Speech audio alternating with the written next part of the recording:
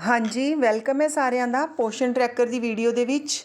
ਮੈਨੂੰ ਉਮੀਦ ਹੈ ਕਿ ਤੁਸੀਂ ਸਾਰਿਆਂ ਨੇ ਆਪਣੀ ਜਿਹੜੀ ਐਪ ਹੈ ਅਪਡੇਟ ਕਰ ਲਈ ਹੋਏਗੀ ਔਰ MPR ਨੂੰ ਆਪਣੀ ਸਾਰੀ MPR ਨੂੰ ਤੁਸੀਂ ਡਿਟੇਲ ਦੇ ਵਿੱਚ ਚੈੱਕ ਕਰ ਲਿਆ ਹੋਊਗਾ।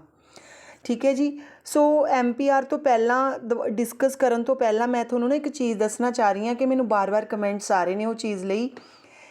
ਦੇਖੋ ਕਿ ਮੈਮ ਅਸੀਂ ਜਿਹੜਾ ਮਤਲਬ ਹੈਲਥ ਨਾਲ ਰਿਲੇਟਿਡ ਸਟੇਟਸ ਹਰ ਮਹੀਨੇ ਭਰਨਾ ਹੈ, ਠੀਕ ਹੈ। ਨਿਊਟ੍ਰੀਸ਼ਨਲ ਸਪਲੀਮੈਂਟ, ਨਿਊਟ੍ਰੀਸ਼ਨਲ ਇੰਟਰਵੈਂਸ਼ਨ ਹਰ ਵਾਰ ਭਰਨਾ ਹੈ। ਉਹ ਚੀਜ਼ਾਂ ਬਾਰੇ ਆਪਾਂ ਡਿਟੇਲ ਦੇ ਵਿੱਚ ਹੁਣ ਗੱਲ ਕਰਾਂਗੇ। ਸਪੋਜ਼ ਕਰੋ ਸਾਡੇ ਕੋਲ ਇੱਥੇ ਬੈਨੀਫੀਸ਼ਰੀਜ਼ ਆ ਗਏ, ਅਸੀਂ 0 ਤੋਂ 6 ਮਹੀਨੇ ਦੇ ਬੱਚੇ ਲੈ ਲਏ। ਅਸੀਂ ਰਾਈਟ ਸਾਈਡ 3 ਡੋਟਸ ਦੇ ਉੱਤੇ ਕਲਿੱਕ ਕਰਾਂਗੇ।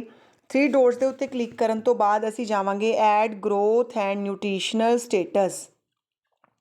ਠੀਕ ਹੈ ਜੀ। ਦੇਖੋ ਇਹਦੇ ਵਿੱਚ ਕੀ ਐਡ ਕਰਾਂਗੇ। ਸਭ ਤੋਂ ਪਹਿਲਾਂ ਹੈਗਾ ਨਿਊਟ੍ਰੀਸ਼ਨਲ ਸਪਲੀਮੈਂਟਸ। ਨਿਊਟ੍ਰੀਸ਼ਨਲ ਸਪਲੀਮੈਂਟਸ ਦੇ ਵਿੱਚ ਪੁੱਛ ਰਹੇ ਨੇ are you given any nutritional supplement. ਤੁਸੀਂ ਇਹਨਾਂ 'ਚੋਂ ਜੇ ਕੋਈ ਨਿਊਟ੍ਰੀਸ਼ਨਲ ਸਪਲੀਮੈਂਟ ਦਿੱਤਾ ਹੈ, folic acid, iron, vitamin, calcium ਕੁਛ ਵੀ ਦਿੱਤਾ ਹੈ, ਤੁਸੀਂ ਇਹਦੇ ਉੱਤੇ ਤਾਂ ਹੀ ਕਲਿੱਕ ਕਰੋਗੇ, ਅਦਰਵਾਈਜ਼ ਨਹੀਂ ਕਰੋਗੇ। ਆਗੇ ਸਮਝ। ਫਿਰ ਤੁਸੀਂ ਇਹਨੂੰ ਸਬਮਿਟ ਕਰ ਦੋਗੇ। ਮਤਲਬ ਇਹ ਨਹੀਂ ਕਿ ਤੁਸੀਂ ਹਰ ਮਹੀਨੇ ਇਹ ਚੀਜ਼ ਕਰਨੀ ਹੈ। ਜਿਹੜੇ ਮਹੀਨੇ ਤੁਹਾਡੇ ਕੋਲ ਅਵੇਲੇਬਲ ਹੈ, ਸੀਰਪ ਅਵੇਲੇਬਲ ਹੈ, ਜੋ ਵੀ ਚੀਜ਼ ਤੁਸੀਂ ਆਂਗਣਵਾੜੀ ਸੈਂਟਰ ਦੇ ਵਿੱਚ ਮੈਡੀਸਨ ਤੌਰ 'ਤੇ ਕਿਸੇ ਵੀ ਲਾਭਪਾਤਰੀ ਨੂੰ ਦੇ ਰਹੇ ਹੋ, ਉਹੀ ਮੰਥ ਦਾ ਤੁਸੀਂ ਇੱਥੇ ਫਿਲ ਕਰੋਗੇ ਨਿਊਟ੍ਰੀਸ਼ਨਲ ਸਪਲੀਮੈਂਟ। ਫਿਰ ਇਹ nutritional intervention is the baby on complimentary food. ਦੇਖੋ ਬੱਚਾ 0 ਤੋਂ 6 ਮਹੀਨੇ ਦਾ ਪੁੱਛ ਰਹੇ ਨੇ, ਬੱਚਾ ਕੰਪਲੀਮੈਂਟਰੀ ਫੀਡ 'ਤੇ ਹੈ। ਕੰਪਲੀਮੈਂਟਰੀ ਫੀਡ ਮਤਲਬ ਵੀ ਬੱਚਾ ਮਾਂ ਦੇ ਦੁੱਧ ਤੋਂ ਇਲਾਵਾ ਕੁਛ ਹੋਰ ਵੀ ਲੈ ਰਿਹਾ, ਹੋਰ ਵੀ ਕੁਛ ਖਾ ਪੀ ਰਿਹਾ, ਖਾ ਤਾਂ ਸਕਦਾ ਨਹੀਂ, ਪੀ ਰਿਹਾ। ਠੀਕ ਹੈ। ਤੁਸੀਂ ਇੱਥੇ ਨੋ ਹੈ। ਫਿਰ ਇੱਥੇ ਹੀਮੋਗਲੋਬਿਨ ਆ ਜਾਏਗਾ ਬੱਚੇ ਦਾ। ਫਿਰ ਵਿਚ type of health services are you availing. ਇਹਦੇ ਵਿੱਚ ਵੀ ਉਹੀ ਚੀਜ਼ ਆ ਗਈ ਕਿ ਜੇ ਤੁਸੀਂ ਕੁਛ ਵੀ ਦੇ ਰਹੇ ਹਾਂ ਆਪਾਂ, ਮਤਲਬ ਤੁਸੀਂ ਕੋਈ ਸਿਰਪ ਦਿੱਤਾ ਤਾਂ ਅਸੀਂ ਜਿਹੜੀ ਵੀ ਦੇ ਰਹੇ ਹਾਂ ਉਹ 'ਤੇ ਟਿਕ ਕਰ ਦੋਗੇ। ਜਿਵੇਂ ਅਸੀਂ ਦੇ ਰਹੇ ਹਾਂ ਐਲੋਪੈਥ, ਠੀਕ ਹੈ। ਇੱਥੇ ਆ ਜਾਏਗਾ ਸਬਮਿਟ। ਆਗੇ ਸਮਝ। ਇਹਨੂੰ ਤੁਸੀਂ ਸਬਮਿਟ ਕਰ ਦੋਗੇ। ਤਾਂ ਇੱਥੇ ਹੀਮੋਗਲੋਬਿਨ ਬੱਚੇ ਦਾ ਜ਼ਰੂਰ ਫਿਲ ਕਰਕੇ ਡਾਟਾ ਤੁਸੀਂ ਜ਼ਰੂਰ ਕੰਪਲੀਟ ਕਰਨਾ। ਓਕੇ। ਹੁਣ ਐਵੇਂ ਤੁਹਾਨੂੰ ਮੈਂ ਪ੍ਰੈਗਨੈਂਟ ਵੀਮੈਨ ਦਾ ਕੱਢ ਕੇ ਦਿਖਾਉਂਦੀ ਹਾਂ। ਉਹ ਵੀ ਰਾਈਟ ਸਾਈਡ 3 ਡੋਟਸ 'ਤੇ ਜਾਵਾਂਗੇ, add growth and nutritional details. ਇਹਦੇ ਵਿੱਚ ਇੱਕ ਨਵਾਂ ਕੋਲਮ ਐਡ ਹੋ ਗਿਆ ਹੈਲਥ ਟਰੈਕਿੰਗ।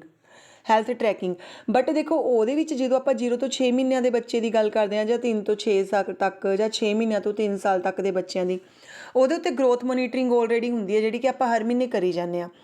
ਹੈਲਥ ਟਰੈਕਿੰਗ ਕਰਤੀ, ਇੱਥੇ ਹਾਈਟ ਵੇਟ ਭਰਤਾ, ਹੀਮੋਗਲੋਬਿਨ ਭਰਤਾ। ਇਹ ਤੁਸੀਂ 1 ਟਾਈਮ ਵੀ ਭਰ ਸਕਦੇ ਹੋ। ਇਸ ਤੋਂ ਬਾਅਦ ਨਿਊਟ੍ਰੀਸ਼ਨਲ ਸਪਲੀਮੈਂਟ। ਨਿਊਟ੍ਰੀਸ਼ਨਲ ਸਪਲੀਮੈਂਟ ਤੁਸੀਂ ਜਿਹੜਾ ਵੀ ਦੇ ਰਹੇ ਹੋ ਉਹ ਕਲਿੱਕ ਕਰਕੇ folic acid, iron, vitamin, calcium ਜੇ ਤੁਹਾਡੀ ਆਂਗਣਵਾੜੀ ਸੈਂਟਰ 'ਚ ਅਵੇਲੇਬਲ ਹੈ ਉਸ ਮੰਥ ਦੇ ਵਿੱਚ, ਔਰ ਤੁਸੀਂ ਉਹ ਲਾਭਪਾਤਰੀ ਨੂੰ ਦਿੱਤਾ ਹੈ, ਫਿਰ ਤੁਸੀਂ ਇਹਨੂੰ ਸਬਮਿਟ ਕਰੋਗੇ। ਫਿਰ ਐਵੇਂ ਨਿਊਟ੍ਰੀਸ਼ਨਲ ਇੰਟਰਵੈਂਸ਼ਨ, ਇਹਦੇ ਵਿੱਚ ਵਿਚ type of health services are you availing, ਠੀਕ ਹੈ। ਉਹਦੇ ਉੱਤੇ ਟਿਕ ਕਰ ਦੋਗੇ ਜਿਹੜੀ ਤੁਸੀਂ ਦੇ ਰਹੇ ਹੋ ਐਲੋਪੈਥ, ਹੋਮਿਓਪੈਥ, ਆਯੂਸ਼, ਠੀਕ ਹੈ, ਔਰ ਸਬਮਿਟ ਕਰ ਦੋਗੇ। ਮਤਲਬ ਇਹ ਜਿਹੜਾ ਹੈਗਾ ਨਿਊਟ੍ਰੀਸ਼ਨਲ ਇੰਟਰਵੈਂਸ਼ਨ, ਸਪਲੀਮੈਂਟ, ਇਹ ਚੀਜ਼ਾਂ ਅਸੀਂ ਸਿਰਫ ਕਦੋਂ ਕਰਨੀਆਂ ਨੇ, ਨਿਊਟ੍ਰੀਸ਼ਨਲ ਸਪਲੀਮੈਂਟ ਔਰ ਨਿਊਟ੍ਰੀਸ਼ਨਲ ਇੰਟਰਵੈਂਸ਼ਨ, ਇਹ ਦੋਨੋਂ ਚੀਜ਼ਾਂ ਅਸੀਂ ਕਦੋਂ ਕਰਨੀਆਂ, ਜਦੋਂ ਸਾਡੇ ਕੋਲ ਆਂਗਣਵਾੜੀ ਸੈਂਟਰ ਦੇ ਵਿੱਚ ਇਹ ਮੈਡੀਸਨਸ ਜਾਂ ਇਹ ਸਪਲੀਮੈਂਟ ਅਵੇਲੇਬਲ ਨੇ, ਜਦੋਂ ਅਸੀਂ ਲਾਭਪਾਤਰੀਆਂ ਨੂੰ ਇਹ ਚੀਜ਼ਾਂ ਦਿੰਦੇ ਹਾਂ। ਆਗੇ ਸਮਝ ਇੱਥੇ। ਅਤੇ ਇੱਕ ਗੱਲ ਹੋਰ, ਜੇ ਕਿਸੇ ਦਾ ਵੀ ਲਾਭਪਾਤਰੀ ਹੈ ਜਿਹੜਾ ਅਨਵੈਰੀਫਾਈ ਪਿਆ, ਉਹਨੂੰ ਵੈਰੀਫਾਈ ਜ਼ਰੂਰ ਕਰ ਦਿਓ। ਕਿਉਂ ਕਰਨਾ ਵੈਰੀਫਾਈ?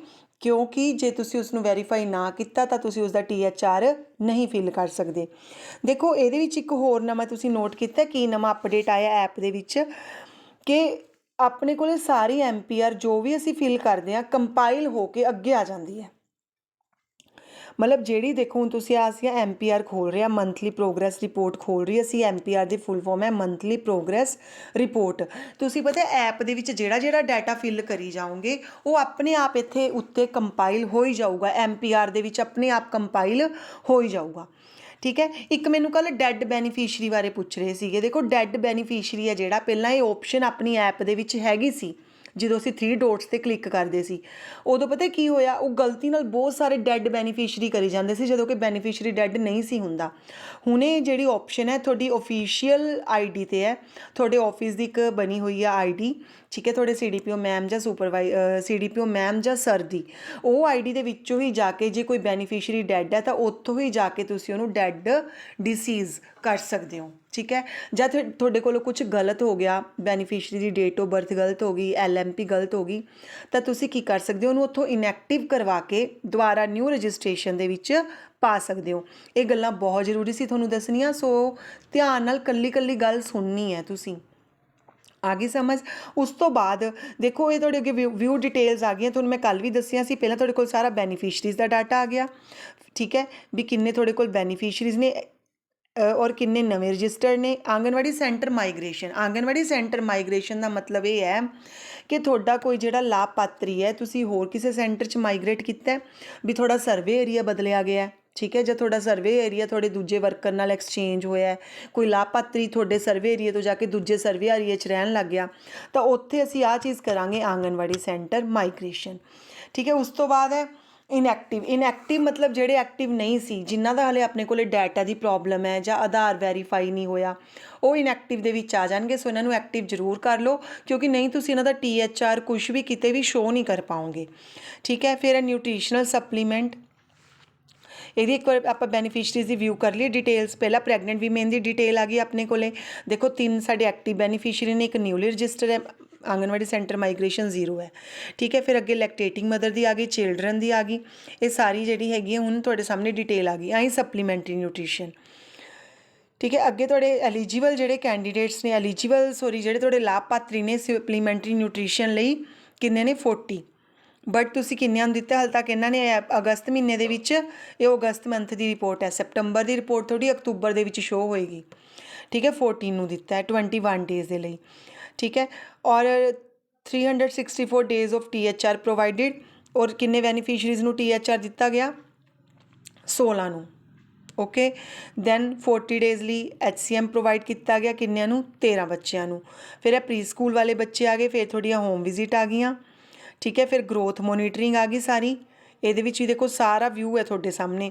ਫਿਰ ਆ ਗਿਆ ਨਿਊਟ੍ਰੀਸ਼ਨਲ ਸਪਲੀਮੈਂਟ। ਨਿਊਟ੍ਰੀਸ਼ਨਲ ਸਪਲੀਮੈਂਟ ਮੈਂ ਤੁਹਾਨੂੰ ਦੁਬਾਰਾ ਕਹਿ ਰਹੀ ਹਾਂ ਕਿ ਅਸੀਂ ਉਦੋਂ ਹੀ ਫਿਲ ਕਰਾਂਗੇ ਜਦੋਂ ਸਾਡੇ ਕੋਲ ਸੈਂਟਰ ਦੇ ਵਿੱਚ ਮੈਡੀਸਨ ਅਵੇਲੇਬਲ ਹੈ ਔਰ ਅਸੀਂ ਲਾਭਪਾਤਰੀਆਂ ਤੱਕ ਪਹੁੰਚਾਈ ਹੈ, ਠੀਕ ਹੈ ਜੀ। ਹੁਣੇ ਤੁਹਾਡੀ ਜਿਹੜੀ MPR ਹੈ ਸਾਰੀ ਤੁਸੀਂ ਇੱਥੋਂ ਵਿਊ ਕਰ ਸਕਦੇ ਹੋ, ਸਾਰੀ ਦੀ ਸਾਰੀ MPR ਤੁਹਾਡੇ ਸਾਹਮਣੇ ਆ ਜਾਏਗੀ।